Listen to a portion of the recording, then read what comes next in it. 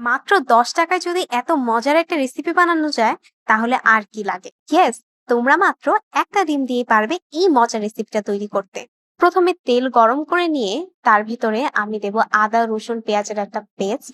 তারপরে দেব এর ভিতরে একটু ধনের গুঁড়ো।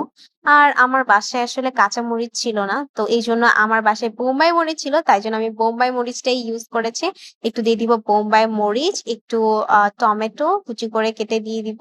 একটু লেবুর রস, একটু হলুদের গুঁড়া, মরিচের গুঁড়া। নাও আমরা একটু মিক্স করব। আর কেউ এই কালো কড়াইটা নিয়ে প্লিজ কিছু বইলো না। কজ এটা আমার না, এটা আমার আম্মুর। আর এইটা আসলে অনেক ভালো ফ্রাই প্যানের কাজ করে। ফ্রাই প্যানেও এত ভালো আসলে হয় না, এটাতে যতটা ভালো হয়। তো তারপরে আমি একটু দিয়ে দিব ম্যাজিক মাসালা।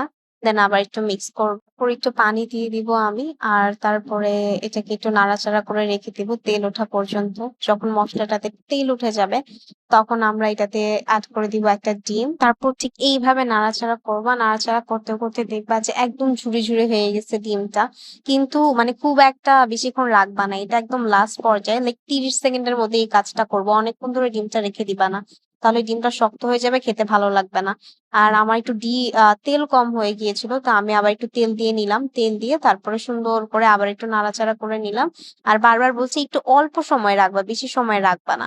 আর তারপরে আমি আমার ভাতের সাথে এটা খেয়েছি। এত মজা! তোমরা প্লিজ একবার ট্রাই করো। অনেক মজা লাগে খাইতে। আর যাদের ডিম পছন্দ না তারাও ট্রাই করে দেখো। এটা আমি তোমাদেরকে বলতে পারি, তোমরা যদি এটা একবার বানায় খাও তোমাদের ডিম ফেভারিট হয়ে যাবে। ঠিক আছে, আজকে চলে যাই। টাটা। ও, আমার পেজের নামটা মনে আছে তো? Kitchen and pause.